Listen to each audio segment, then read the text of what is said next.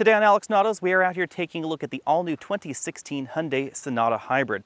Now, 2015 brought us an all-new Sonata body style, new interior, etc., as well as an Eco model, which we recently looked at.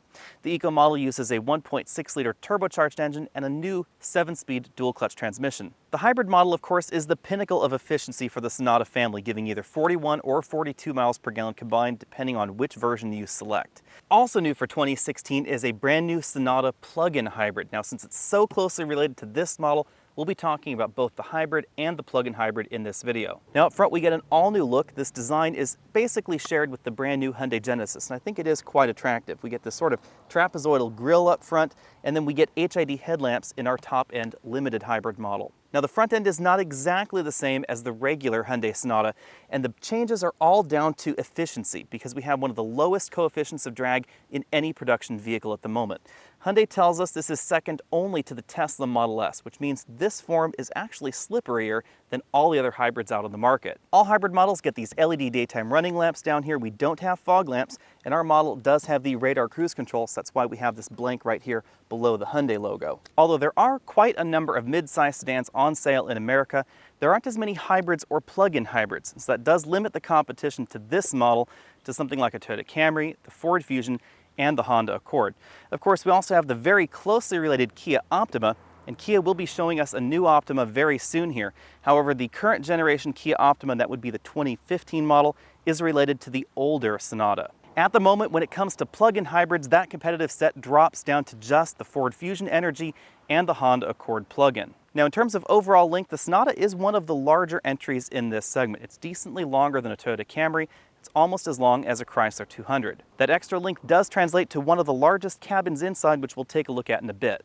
Like the front end, the styling on the rear is not exactly the same as the regular Sonata, and it's all down to efficiency. So we get this different lower bumper right down here and hidden exhaust tips.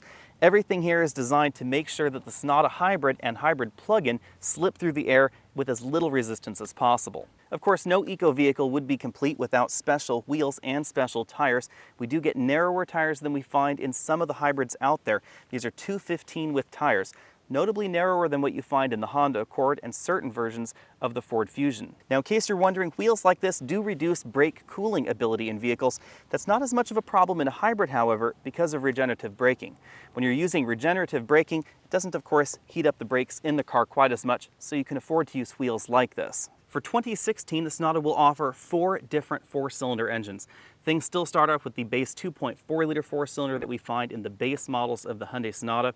They also get the 1.6-liter turbocharged engine we found in that Eco model we recently tested, or the top-end 2-liter turbo. But we're here to talk about the hybrid, and the hybrid has changed significantly versus last year. We have an all-new engine. It's a 2-liter 4-cylinder direct injection engine. Unlike the other hybrids in this category, this one does not run on an Atkinson cycle, we're told. It produces 154 horsepower and 140 pound-feet of torque. Now, that may sound like the least powerful engine available in the Sonata, but it's backed up with either a 51 horsepower motor or a 67 horsepower motor if you opt for the plug-in. The plug-in gets the bigger motor to help it run at higher speeds, electric only. The electric motor gives us 151 pound-feet of torque all by its very self at low RPMs. Now, there's a clutch pack between the engine and the transmission because this does still use a 6-speed automatic transmission, basically the same as every other Sonata out there, except that this one doesn't have a torque converter. Instead of the torque converter, we have a clutch pack, and then we have the electric motor. The vehicle can drive electric only by simply disconnecting that clutch pack and then running the motor at basically any speed the Hyundai wants to. Now, that means that regenerative braking also must flow through the transmission into that electric motor. So as you start braking, this vehicle will actually downshift to maximize the regenerative braking. All of this together gives us 193 or 202 system horsepower and right around 250 pound-feet of torque, although Hyundai won't give us a specific number. Fuel economy comes in at 39 miles per gallon city, 43 highway, and 41 combined for the limited model we're in. You get a slightly better fuel economy figure in the base SE model. Complete figures have not been released on the plug-in hybrid yet. However, Hyundai does tell us that it should get right around 93 mpge, and you can expect about a 2 mile per gallon drop city and highway when you compare it to the regular old hybrid model. It's because we have a decent amount of added weight. Backing up the electric motor is a 1.6 kilowatt-hour battery in the hybrid model or a 9.8 kilowatt-hour battery in the plug-in hybrid. The plug-in hybrid does use a 3.3 kilowatt charger that is on board. That's about the same speed as the first generation Nissan Leaf. That charger will allow you to go from 0 to full in right around 3 hours on a 240 volt connection, or about 10 hours on a 110. EPA range comes in at 24 miles versus 19 for the Ford and 13 for the Honda. It's important to understand that the hybrid system we get in the Sonata is very different to the other hybrids in this segment. There are basically 3 different hybrid technologies going on in the midsize sedan segment at this time. There's this particular hybrid technology, which uses a traditional automatic transmission. They remove the torque converter and insert a clutch and an electric motor. This is very similar to what we see in certain Infiniti products as well. Then we have the Ford and Toyota system, which basically uses 2 motor generator units and an engine and a planetary gear set to act as a continuously variable transmission. It doesn't use a transmission in the traditional sense, and the engine cannot directly power the wheels. Those 2 motors are always going to be involved. The third system is what we find in the Honda Accord hybrid, and it's a serial hybrid system. So we have an engine, and that runs a generator. That generator sends electrical power out to a motor, and the motor drives the wheels. That's how it runs under about 44 miles an hour. Above 44 miles an hour, it connects a clutch pack between the motor and the generator unit, and the engine can directly power the wheels. Front seat comfort depends on which trim of the hybrid you get. I'm going to give it 8 out of 10 points in the base SE model and 9 out of 10 points in this limited model. I really appreciate that this model has a 4-way adjustable lumbar support, which isn't something you find in the midsize sedan category generally. However, I still find this seat a little bit less comfortable than the Honda Accord, most notably in the lumbar support area. Now, if you prefer aggressive lumbar support, the Accord will be a little bit more comfortable, but if you don't, you may find these seats more comfortable. We do have a tilt telescopic steering column with a decent range of motion. Since we are in the fully loaded limited model, we also have heated and ventilated front seats and a heated steering wheel. I'm going to give rear seat comfort 9 out of 10 points. My hair does brush the ceiling, but my head does not touch the ceiling. And that is a problem in the Fusion as well as the Chrysler 200 because they don't have quite as much rear seat headroom. Now, this doesn't have quite as much headroom as the Honda Accord or the Toyota Camry, but it is a very close second. We also have one of the larger interiors in this segment, which means I have an incredible amount of legroom. I scoot all the way over here to the right side. I still have about 4 inches of legroom sitting behind this front seat that was adjusted for a 6'5" passenger. This cabin is one of the largest in this segment. It really is not that much smaller than something like a Toyota Avalon. That really shows when I move right over here to the middle seat where I have an adequate amount of room to put 3 adults across the back. Rather unfortunately, headroom is quite limited in the middle seat because it is a little bit higher off of the bench than the outboard seating positions. Rear seat passengers get a softly padded center armrest with 2 large fixed position cup holders. We also get adjustable headrests and the rear seats fold down. Let's take a look in the trunk to see why. At just over 16 cubic feet, the regular Sonata has the largest trunk in this particular category. Hybrids, of course, cut back on your trunk room because the batteries have to go somewhere, and that somewhere is right under the load floor where a spare tire would normally go. That's the biggest practical difference between this and the Eco model, because the Eco model still gets that full 16.3 cubic feet of trunk space. And it meant that I could put a 24-inch roller bag of certain dimensions in this upright position, and I just can't do that in the hybrid because the cargo load floor is a little bit higher off the bottom of the vehicle than you'll find in the other Sonatas. Still, this is a very, very large trunk, and we don't really have any practical limitations. So we still have the fold-down rear seat backs. And when folded down, you'll notice that they are full size compared to the other hybrids in this segment, rather than being a very small trunk pass-through like we see in some.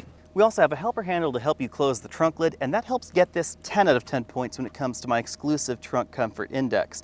Now, you should know that the plug-in drops this down to just under 10 cubic feet. That means that the plug-in hybrid has about the same kind of cargo room back here as you'll find in your average subcompact sedan.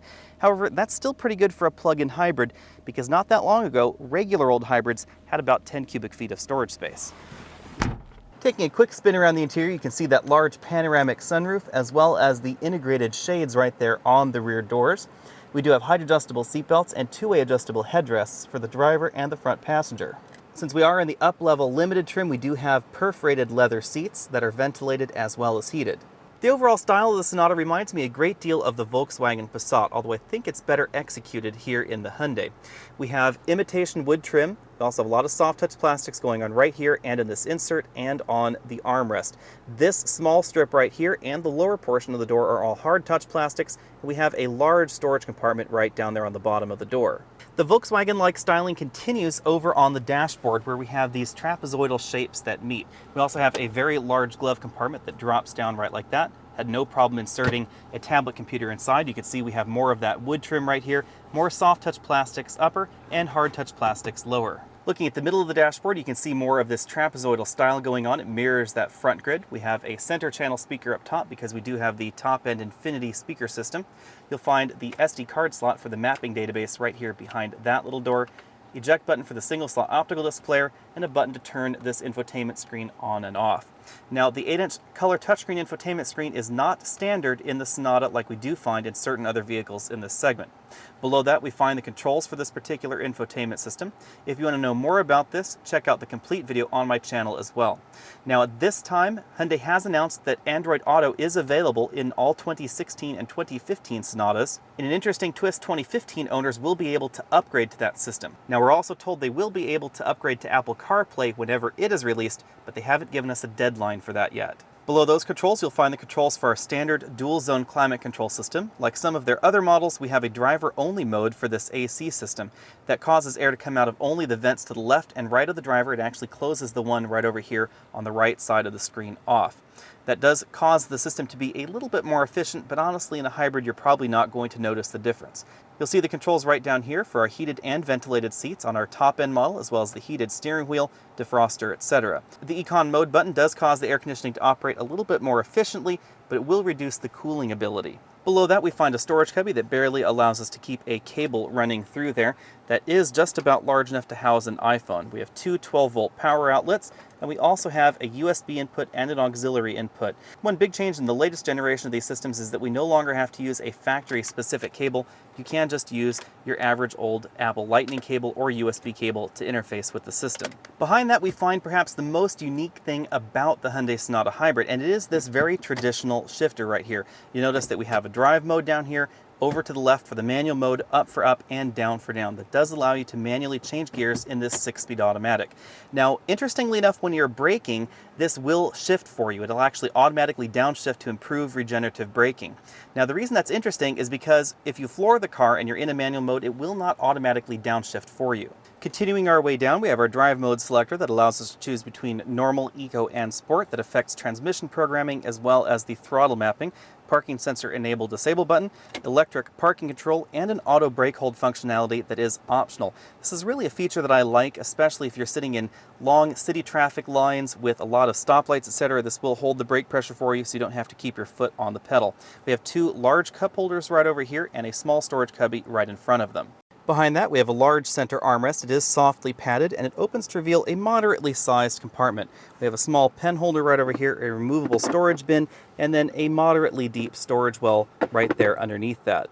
Over on the driver's side, we have a very simplistic 2-dial instrument cluster. We have a power gauge right over here on the left that shows us the amount of charging that we're doing or the amount of power coming out of the total system. So 100% there is all the hybrid system and the engine put together will give you in that particular gear. Now that's kind of an interesting twist. So if you're climbing up a hill and the engine is spinning maybe about 1800 RPM, you're in 6th gear, you have it in manual mode, and you floor it, it will read 100% because that's as much as it will give you at that moment. Of course, if you put it in drive, you'd actually get more power because it'd be able to downshift for you, get the engine into a better, more powerful RPM band, and then scoot up the hill that way. We have our typical speedometer right over here on the right-hand side, fuel gauge below that, and then a battery charge indicator down over here on the side of the power gauge, low or high for total state of charge. In the center, we get a color multifunction display. The display is controlled via this button cluster right over here on the steering wheel. We have this page change button, option up, down button, and then we click down to enter. The rest of these buttons are for the radar cruise control system. You find all the basics in this multifunction display. We have the energy flow, range, fuel economy, trip A, trip B, digital speedometer, etc. We also get displays in the system for other options if your model is so equipped, like navigation. We also have our safety systems display, which will give you a status of your lane departure system. We also have an audio system display. We have some additional gauges right over here, engine temperature, tire pressure display, and service interval. That's because, of course, you will notice we didn't have a temperature gauge anywhere else in this display.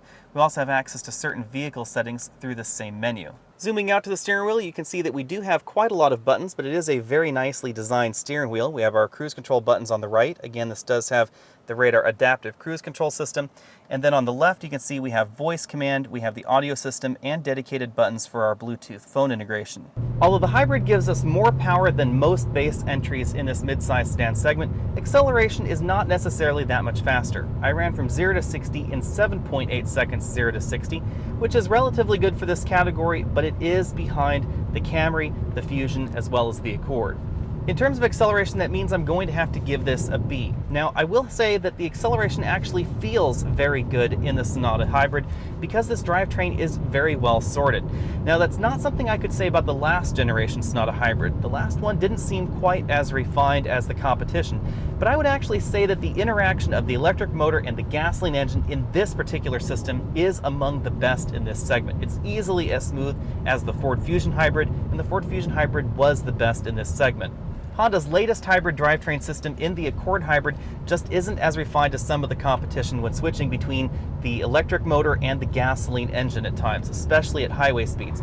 This vehicle doesn't have that problem. Now, the way that works in this vehicle, since we don't have a torque converter, is basically the electric motor is what gets you off from a start.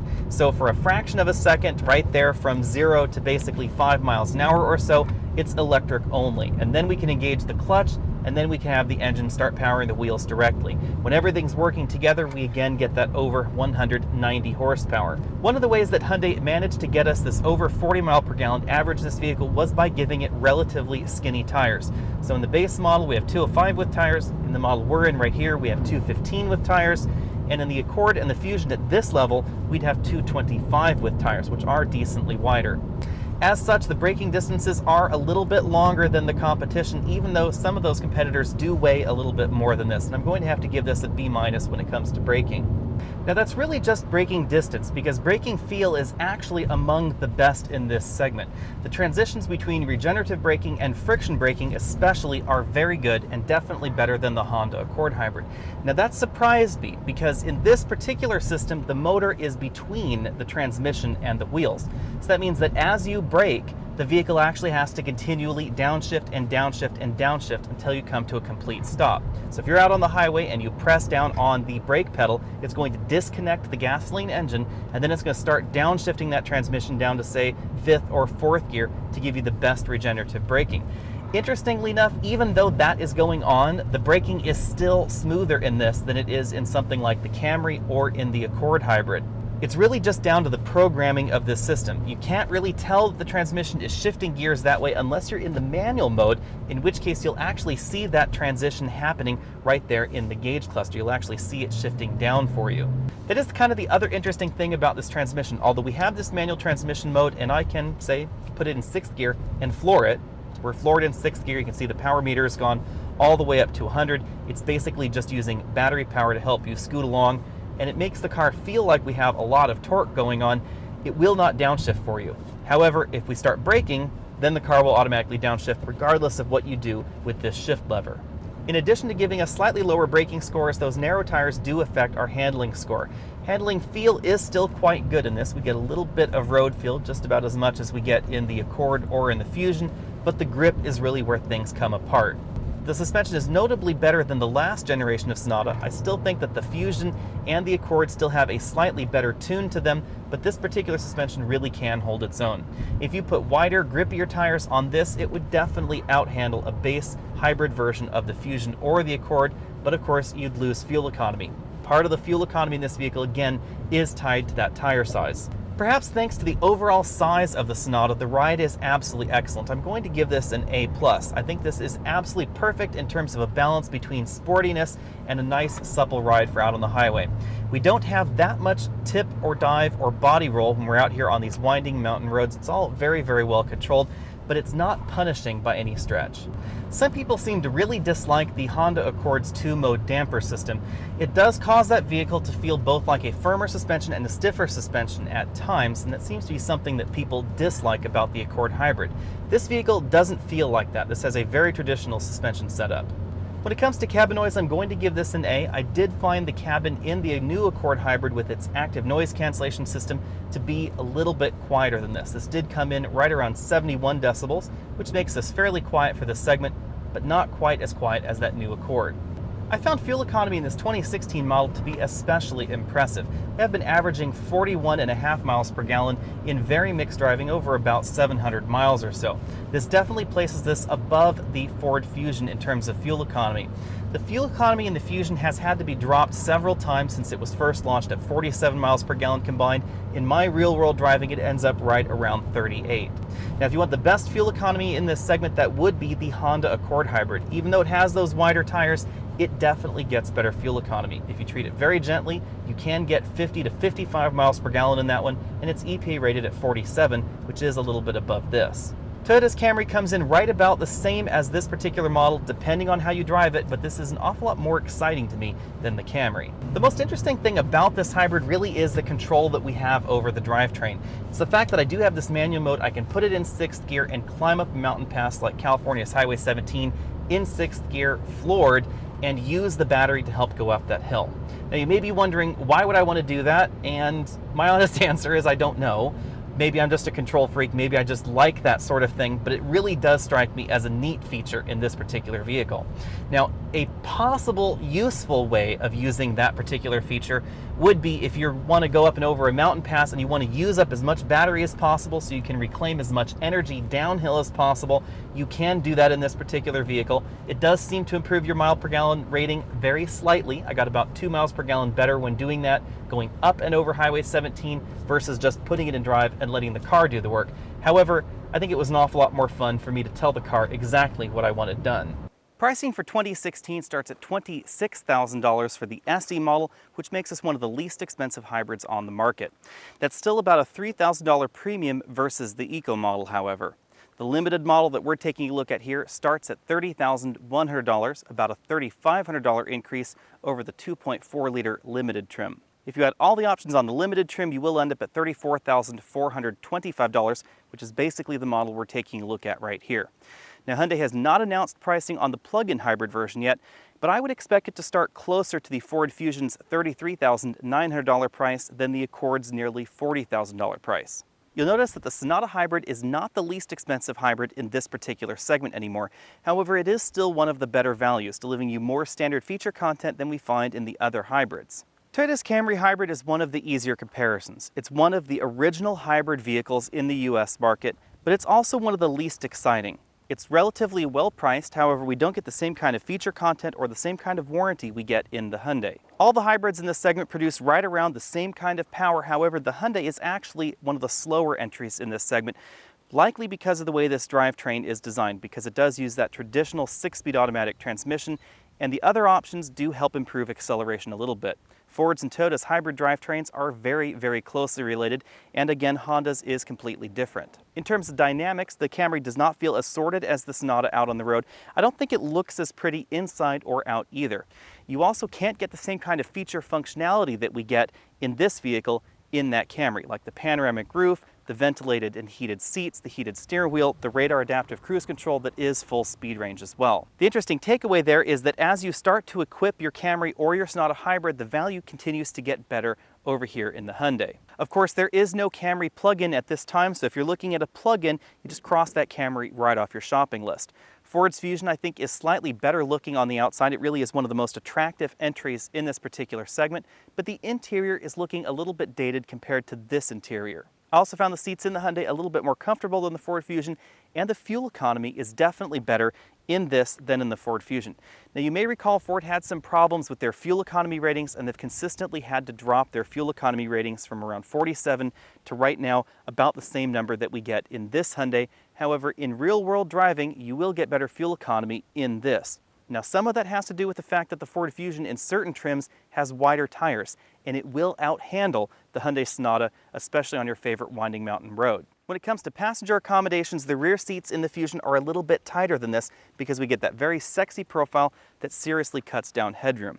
We also get some nice touches in the back, like these integrated sunshades that you don't find in the Fusion. Although I prefer the way this drivetrain feels out on the road because of that traditional 6-speed automatic feel, the Fusion is faster 0 to 60 than this. In actuality, the Camry, the Accord, and the Fusion are all faster 0 to 60 than this particular vehicle. That said, however, I really appreciate the way this drivetrain is designed because it gives you an awful lot more control over the engine and transmission than you find in the other models. Lastly, we have the Honda Accord Hybrid and the Honda Accord plug-in. Now, the Accord was my favorite vehicle of 2014 in its hybrid form, and in my mind, it still beats this model by a tiny, tiny hair.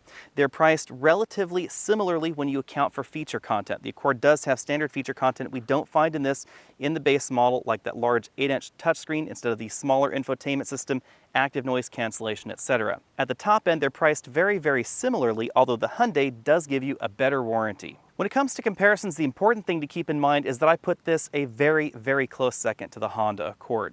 It really depends on your priorities and how each vehicle suits you in my mind. I do think this is better looking than the 2016 Honda Accord, which we recently saw announced. I will have to see that in person, but I think on the surface of things, I do like this look better. The refinement in this drivetrain is also superior to Honda's hybrid drivetrain system, especially when transitioning between EV and gasoline modes out on the highway. This just feels an awful lot more refined. Now, that could not be said of the first generation Hyundai Sonata drivetrain in their hybrid. So if you have one of those and you dislike the way that it feels, I encourage you to try one of these out before you shop for a different manufacturer. Also better sorted in this vehicle is the radar adaptive cruise control system. This feels much more like the Mercedes and Volvo systems, which are among the best in the industry, and Honda's is one of my least favorite. It does not respond to traffic quite as well. It's a little bit jerky in its application of the brakes, and it isn't full speed range. This one will take you to a complete stop. Now, when it comes to handling, the Honda Accord will out-handle this hands down. It has wider tires. I also think it has a slightly more sorted suspension system. When it comes to the interior design, I'm going to call them about even. I like aspects of both vehicles.